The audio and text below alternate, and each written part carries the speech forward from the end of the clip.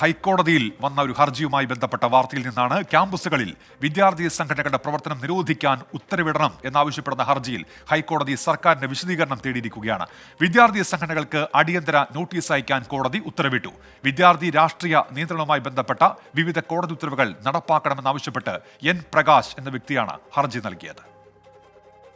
വിദ്യാർത്ഥി രാഷ്ട്രീയ സംഘടനകളുടെ നിയമലംഘന പ്രവർത്തനങ്ങൾ തടയാൻ കഴിഞ്ഞില്ലെങ്കിൽ അത് പൂർണ്ണമായിട്ടും നിരോധിക്കണമെന്നാവശ്യപ്പെട്ടുകൊണ്ടാണ് ഹൈക്കോടതിയിൽ ഹർജി എത്തിയിരിക്കുന്നത്.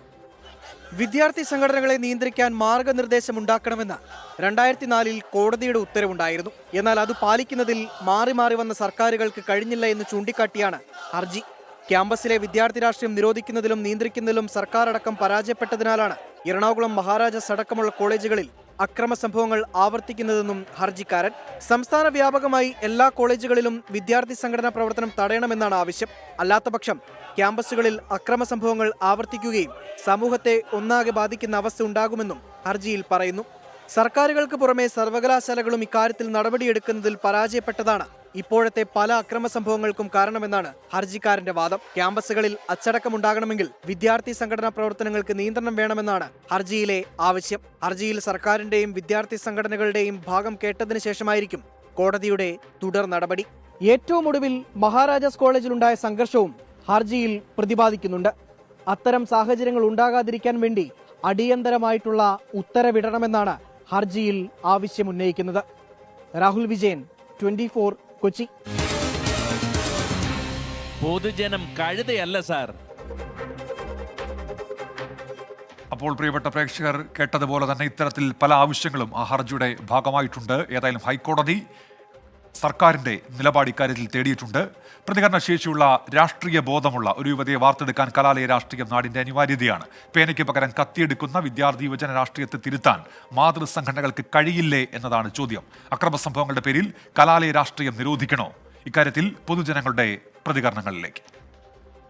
ആവശ്യത്തിന് രാഷ്ട്രീയം വേണം. അത് അതിക്രമിച്ചു കഴിഞ്ഞാൽ പിന്നെ വേണ്ട. പൂർണ്ണമായിട്ട് ഒഴിവാക്കുന്നത് നല്ലതല്ല. കാരണം കോളേജിൽ നിന്ന് തന്നെ പൊളിറ്റിക്സിലോട്ട് വരാനും കുറേ ആൾക്കാർ അങ്ങനെയൊക്കെ താല്പര്യം കാണും. അപ്പം പൂർണ്ണമായിട്ട് ഒഴിവാക്കുന്നത്, പക്ഷേ ഒരു നിയന്ത്രിച്ച് അവർ കൊണ്ടുപോവുകയാണെങ്കിൽ വളരെ നന്നായിരിക്കും. പൊളിറ്റിക്സ് ഉള്ളത് പണ്ടേ ഉള്ളതല്ലേ, പിന്നെ അതിപ്പോൾ പെട്ടെന്ന് നിർത്താൻ പറ്റുമോ? അല്ല, അത് നല്ലൊരു കാര്യമാണെങ്കിൽ അത് നിരോധിക്കേണ്ടതാണ് എൻ്റെ ഒരു തീരുമാനം. വിദ്യാർത്ഥികൾ അരാഷ്ട്രീയവത്കരിക്കപ്പെട്ടുകൊണ്ടിരിക്കുന്ന ഒരു കാലഘട്ടമാണിത്. ആ ഒരു കാലഘട്ടങ്ങളിൽ ക്യാമ്പസ് രാഷ്ട്രീയത്തിന് വളരെ വലിയ പ്രസക്തിയുണ്ട്. നല്ല കാര്യത്തിന് രാഷ്ട്രീയം കൊണ്ടുപോവുകയാണെങ്കിൽ ഞാൻ സപ്പോർട്ട് ചെയ്യും. പക്ഷേ ഇപ്പോഴത്തെ രാഷ്ട്രീയം ഞാൻ സപ്പോർട്ട് ചെയ്യുമല്ല. കാരണം അതൊരാളോടുള്ള നമ്മുടെ ദേഷ്യമോ അല്ലെങ്കിൽ അവരോടുള്ള വൈരാഗ്യമോ തീർക്കാൻ വേണ്ടി ഉപയോഗിക്കുന്ന ഒരു കാര്യമാണ്. വിദ്യാലയത്തിലാണ് എല്ലാം നമ്മൾ പഠിച്ചു വരുന്നത്. അപ്പോൾ അവിടെ നിന്ന് രാഷ്ട്രീയത്തെക്കുറിച്ച് പഠിച്ചാലേ നമുക്ക് മുന്നോട്ട് പോകാൻ പറ്റത്തുള്ളൂ. ഏറ്റവും കൂടുതൽ എഡ്യൂക്കേഷൻ ഉള്ള ഒരു സംസ്ഥാനമാണ് കേരളം. പക്ഷെ ഇവിടെ അടക്കം അന്ധമായ രാഷ്ട്രീയമാണ് കാണുന്നത്, കോളേജുകളിലായാലും മറ്റെവിടെ ആയാലും. അപ്പം അന്ധമായ രാഷ്ട്രീയ ബോധം വേണ്ട, രാഷ്ട്രീയ ബോധം വേണം. ഒരു സൗഹൃദ നിലത്തിൽ കൊണ്ടുപോകുന്നത് നല്ലതാണ്. കാരണം എന്ന് വെച്ചാൽ അവിടുത്തെ ആവശ്യങ്ങൾ, കുട്ടികൾ എങ്ങനെ ഒരു ലീഡർ പൊസിഷൻ എന്ന് പറയുന്നത് കൊടുക്കുന്നത് എപ്പോഴും നല്ലൊരിതാണ്. ലീഡർ ആവാൻ എങ്ങനെയാണ് പറ്റുന്നത്, അല്ലെങ്കിൽ കൂടെയുള്ള ആൾക്കാരുടെ സിറ്റുവേഷൻസ് മനസ്സിലാക്കാനെല്ലാം ഒത്തിരി ഹെൽപ്പ് ചെയ്യുന്നൊരു കാര്യമാണ്. പക്ഷേ ഇതിൽ പുറത്ത് രാഷ്ട്രീയം വലിച്ചിടുമ്പോഴാണ് പ്രശ്നം.